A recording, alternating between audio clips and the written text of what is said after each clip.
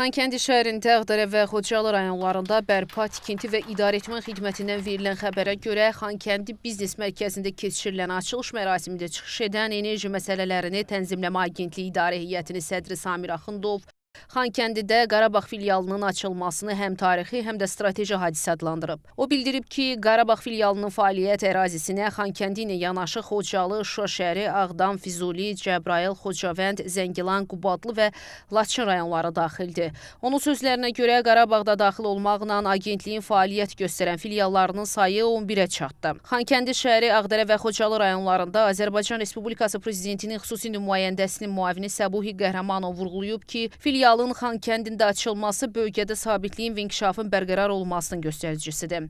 Bu, həm bölgənin sakinləri, həm də burada fəaliyyət göstərən müəssisələr üçün əlçatan xidmət deməkdir. Qeyd edək ki, Enerji Məsələlərini Tənzimləmə Agentliyi elektrik və istilik enerjisi, habelə qaz təchizatı sahələrində fəaliyyət göstərən müəssisələr, eləcə də istehlakçılar üzərində tənzimlənməni, o cümlədən dövlət nəzarətini həyata keçirir.